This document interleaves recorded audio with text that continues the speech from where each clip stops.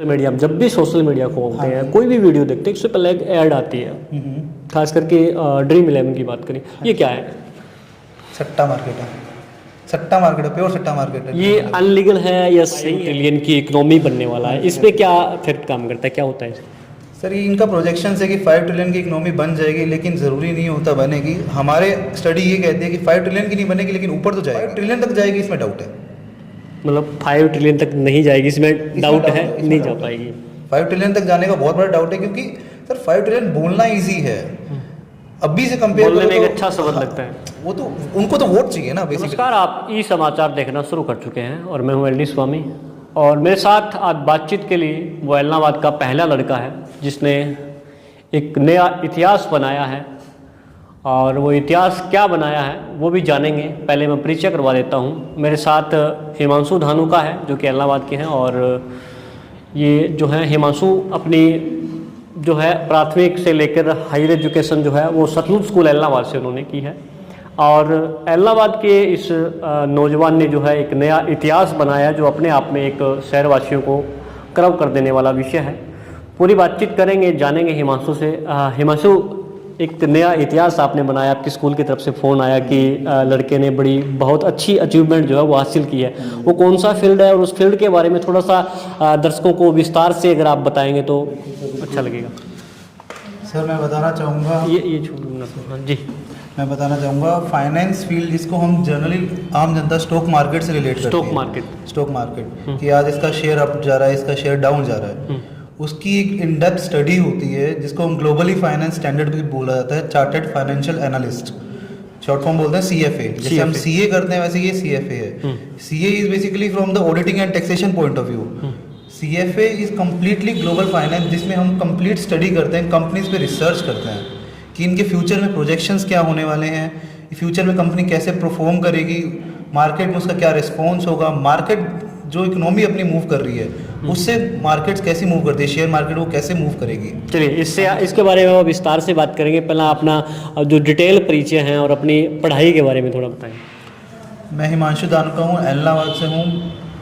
From the beginning मैं Sutlej school में पढ़ा हूँ, हमेशा से वहीं से एक मोटिवेशन रही है कि कैसे आगे बढ़ा जाए, क्योंकि हमने अपने ही सीनियर्स को बहुतों को बहुत कुछ अचीव करते हुए देखा है।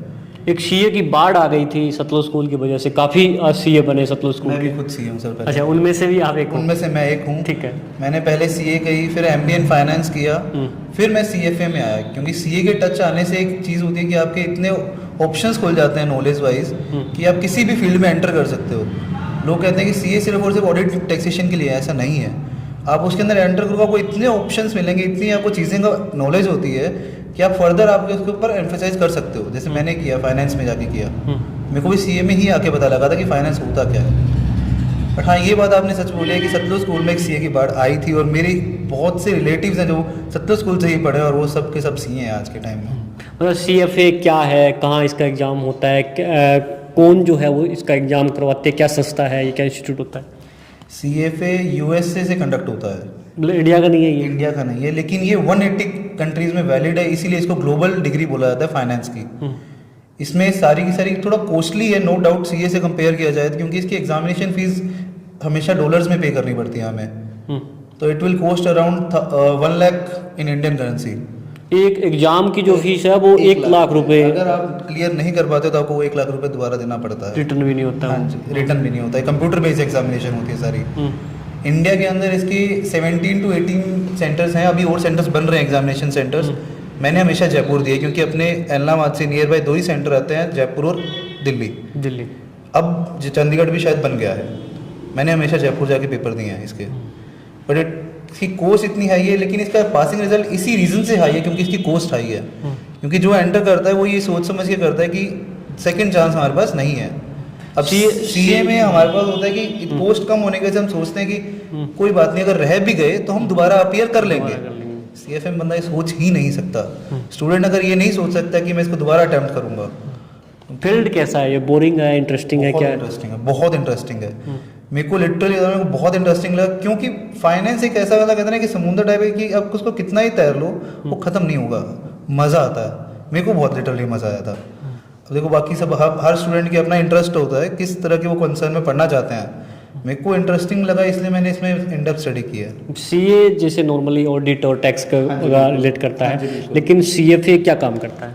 सीएफए की मल्टीपल प्रोफाइल है। मैं आपको एक प्रोफाइल समझाता हूँ। इन्वेस्टमेंट बैंकर्स जो होते हैं, जो अपन इंटरव्यूअर्स सुनते हैं, जो मार्केट की न्यूज़ देते हैं जी बिजनेस वगैरह पे आके, वो जनरली क्या होता है, वो नो डाउट सीएफए नहीं होते, बट उनको जो फाइनेंस का एक्सपीरियंस होता है by the time of that, तो वो इसी चीज़ को जो बोलते हैं, प्रोजेक्शंस देते हैं कि मार्केट ऐसा मूव करेगा, मार्केट ऐसा मूव करेगा, वो हम उसकी स्टडी करते हैं कि एक्चुअल में वो मार्केट जाएगा कि नहीं जाएगा, वो बंदा सच बोल रहा है कि नहीं बोल रहा।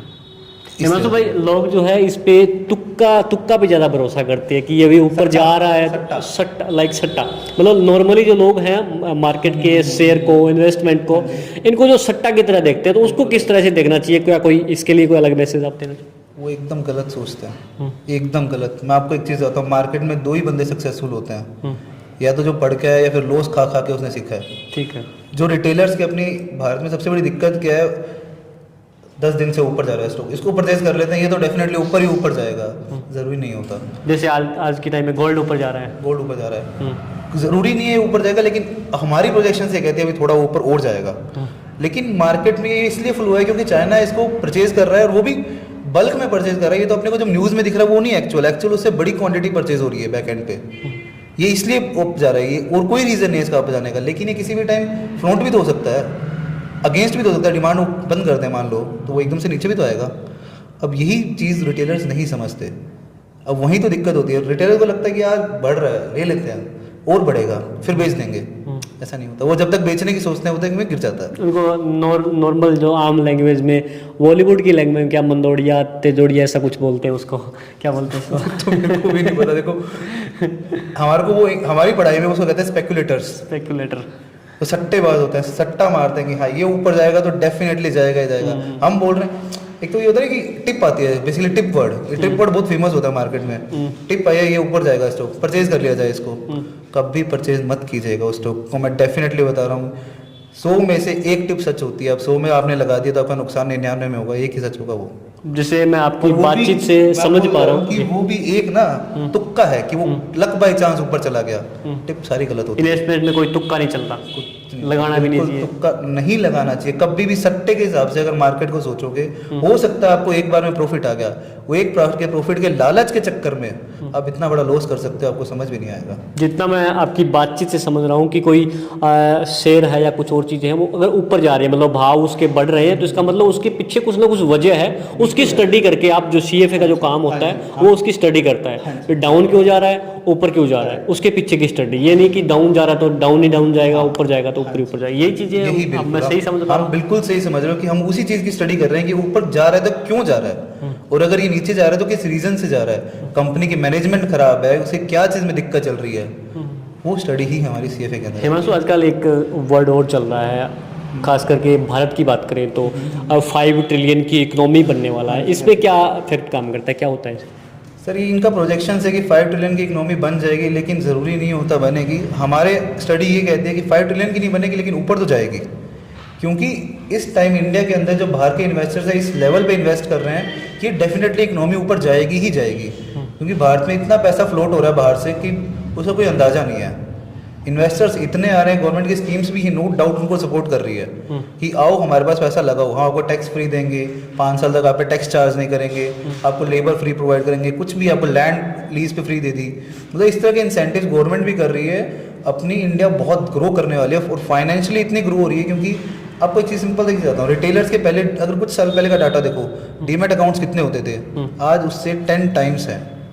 अगर सिर्फ 2-3 साल की बात करें, आज हर रिटेलर आईपीओ आता है, लगा देते हैं, आ गया तो देख लेंगे। मैं आपको सिंपल दिखाता हूँ, मैं अपने फादर से रिलेट करके बताता हूँ। मेरे फादर अगर मैं पूछूँ आपका कहाँ इन्वेस्ट करना है, तो जो भी आईपीओ लगा दियो। ऐसा नहीं होता, ऐसा नहीं होता। अगर आ भी गया तो आपको क्या पता उस कंपनी में क्या चल रहा है, वो क्यों आईपीओ ला रहा है, आपको कोई नहीं देखता कि वो आईपीओ किस इन्वेस्टमेंट पर्पस के लिए वो जा रहे हैं। कि हम आईपीओ लाने का मतलब होता है कि वो पैसा उठा रहा है मार्केट से, लेकिन वो पैसा उठा के कहाँ इन्वेस्ट करेगा कोई नहीं देखता। इस चक्कर में मार्केट में इतना पैसा फ्लोट हो रहा है, रिटेलर्स का भी आ रहा है, फॉरेन से भी आ रहा है। तो इस रीज़न से इकोनॉमी तो बढ़ेगी ही बढ़ेगी, तो जाएगी, लेकिन 5 ट्रिलियन तक जाएगी इसमें डाउट है। मतलब 5 ट्रिलियन तक नहीं जाएगी, इसमें डाउट है, नहीं जा पाएगी। 5 ट्रिलियन तक जाने का बहुत बड़ा डाउट है, क्योंकि सर 5 ट्रिलियन बोलना ईजी है, अभी से कंपेयर बोलने में करो एक तो अच्छा शब्द लगता है। वो तो उनको तो वोट चाहिए ना बेसिकली, सिंपल सी चीज़ है। अब पॉलिटिक्स से रिलेट करो, उनको वोट चाहिए, वो तो बोलेंगे कि 5 ट्रिलियन हो जाएगी, हम कर देंगे, हम ऐसे डेवलपमेंट्स करेंगे, कर रहे हैं, मैं ये नहीं कह रहा नहीं कर रहे, बट उस लेवल पे नहीं हो रहे, और उस लेवल पे पहुंचने के लिए बहुत वक्त लगता है। इन्होंने तो बोल दिया इतने सालों में हो जाएगा, इतने सालों में नहीं होता वो छोटी सी चीज़, क्योंकि 5 trillion economy is a very big deal. बच्चा नहीं। हिमांशु, एक चीज़ और, सोशल मीडिया, जब भी सोशल मीडिया खोलते हैं, कोई भी वीडियो देखते हैं, उससे पहले एक ऐड आती है, खास करके ड्रीम 11 की बात करें, ये क्या है? सट्टा मार्केट है, सट्टा मार्केट है, प्योर सट्टा मार्केट है। ये अनलीगल है या सही है, क्या है ये? लीगल है, लीगल है। ड्रीम 11 अभी तक तो लीगल है, लेकिन ये एक लत है। ड्रीम 11 एक लत लगा के उनसे वो पैसे, धीरे से बोलते हैं कि एक लत है, आर्थिक जोखिम हो सकता आप हमेशा जाते हो जब भी ये बोलेंगे ना आर्थिक जोखिम है, वो हमेशा एकदम छोटे से आवाज में ये कह देंगे star mark, term and conditions applied. है। लेकिन टर्म एंड कंडीशन कोई पढ़ता है? नहीं पढ़ता। नॉर्मली इंडिया में लोगों को इस चीज़ की नॉलेज नहीं नहीं है पता। कि इन्वेस्टमेंट की, अगर मैं वो भी एक तरह की जुआ सट्टा खेल रहे हैं। हाँ बिल्कुल खेल रहे हैं। आप एक बात, आप म्यूचुअल फंड में इन्वेस्ट करते हैं, उसमें हमेशा वो बोलता है कि मार्केट रिस्क से सब्जेक्टेड टू मार्केट रिस्क। इसका मतलब कोई जानता है? कोई नहीं क्या जानता। होता है, थोड़ा कोई नहीं बता जानता। देंगे। इसका मार्केट रिस्क का मतलब ये हो गया कि अगर इकोनॉमी डाउन हो रही है तो हम आपको प्रॉफिट नहीं देंगे। सिंपल सी लैंग्वेज में, लेमैन लैंग्वेज कहते हैं कि अगर मार्केट गिरी तो हमारा कोई जिम्मेवारी नहीं है। कोई बात समझता है? नहीं समझता। सब लगा रहे हैं SIP, सब लगा रहे हैं, एवरी पर्सन। आपको कॉर्पोरेट एम्प्लॉयर्स की बात आता हूँ, ऐसा कोई एम्प्लॉयर नहीं होगा जो SIPs में नहीं लगा रहा होगा आज के टाइम। लेकिन कोई देखता है कि कौन से SIP में लगा रहा है? नहीं देखता वो। इसीलिए तो हम एडवाइजर्स बीच में आते हैं, इसीलिए तो मैंने CFA किया। अब एडवाइजर्स हो गया, मान लो आफ्टर 5 ईयर्स जब मैं एक एक्सपीरियंस पर्सन हो जाऊंगा इस चीज़ में, तो मैं अपनी एडवाइजरी फर्म खोलूंगा। तो हम एडवाइस देंगे किस में लगाओ, क्यों लगाओ, ये है हमारा बिजनेस इन फ्यूचर।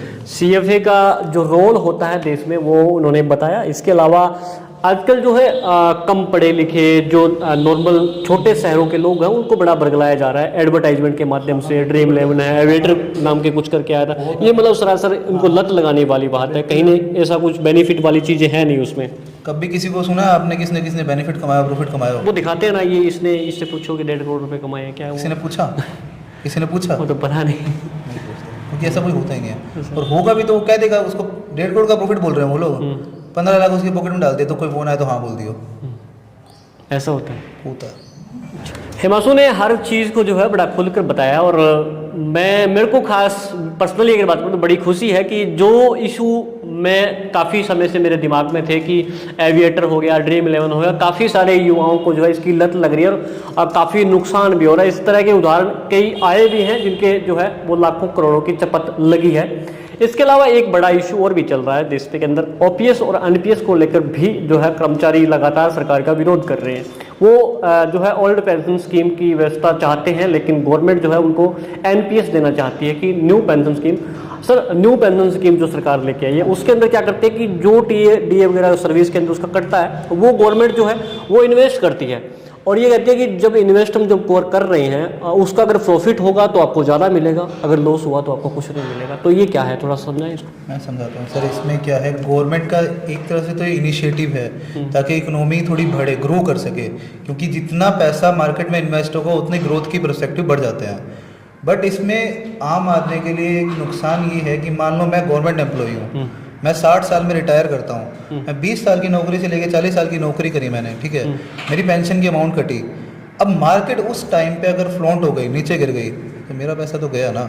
अगर वो ओल्ड पेंशन स्कीम क्यों डिमांड कर रहे हैं, क्योंकि उनका पैसा वो रिस्क सिक्योर है, मतलब वो सिक्योर है कि वो कहीं डूबेगा नहीं, उसको दिन भर के जो आम दिन के खर्चे हैं वो पूरे कर सकेगा वो इंसान।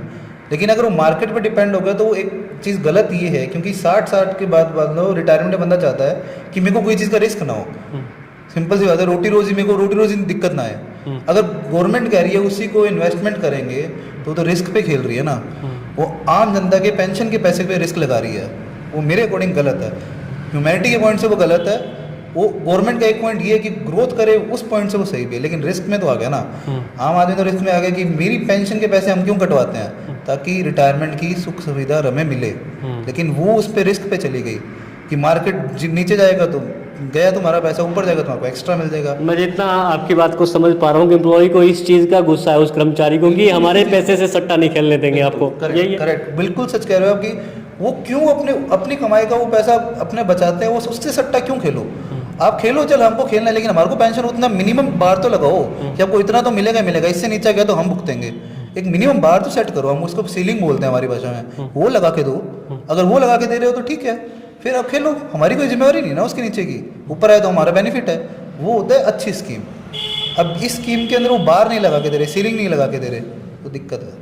हिमांशु, बातचीत के लिए शुक्रिया। अंत में आप इलाहाबाद के युवाओं को जो इस सेक्टर में आगे बढ़ना चाहते हैं उनको क्या मैसेज आप दोगे, किस तरह से वो तैयारी करें? देखो सिंपल एक चीज़ है, अगर आपको फाइनेंस फील्ड में इंटरेस्ट है, शेयर मार्केट में आपको इंटरेस्ट है, आप ये मत समझ के आना कि आप सट्टा मार्केट में एंटर कर रहे हो।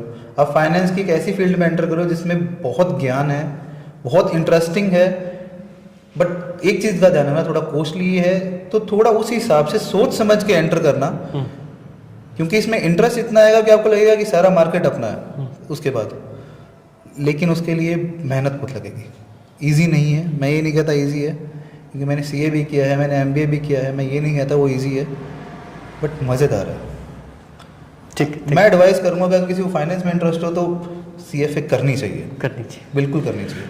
शुक्रिया बातचीत के लिए। और नौजवान लड़का जो इलाहाबाद के लिए गर्व की बात है कि सीएफए फील्ड जो कि एक ग्लोबल मार्केट का सीए जिसको कहें, और आप लोग जो है इन्वेस्ट की सोचते हैं, अपनी सेविंग को किस तरह से बढ़ाया जाए, किस तरह से मुनाफा कमाया जाए, तो उसके लिए किसी तरह के सट्टा और जुए के चक्कर में न पड़कर, जिस तरह की सोशल मीडिया पर भ्रामक प्रचार जो है कई कंपनियां जो कर रही है, उसके चक्कर में न आकर जो है मार्केट की पूरी तरह से स्टडी की जाए, और जो भी किसी शेयर के दाम अगर बढ़ रहे हैं तो उसकी स्टडी की जाए, उसके पीछे वजह क्या है, कब तक बढ़ेंगे, और अगर घट रहे हैं तो क्या उसकी स्थिति है, उसके पीछे क्या रीजन काम कर रहे हैं, ये हर चीज़ को स्टडी करके ही अपना पैसा जो है उसमें लगाना चाहिए।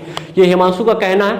आपको ये वीडियो कैसा लगा? और सबसे पहले आप हिमांशु को कमेंट के जरिए बधाई भी दें, क्योंकि इलाहाबाद का वो पहला लड़का जिसने सीएफए फील्ड चुना, और जो एक वर्ल्ड क्लास ये कहें कि एक अलग से क्लास है जो सीएफए की होती है, सीए से ऊपर की अगर बात करें तो कमेंट में बधाई आपकी नहीं रुकनी चाहिए, और वीडियो को अधिक से अधिक शेयर करें। Thank you.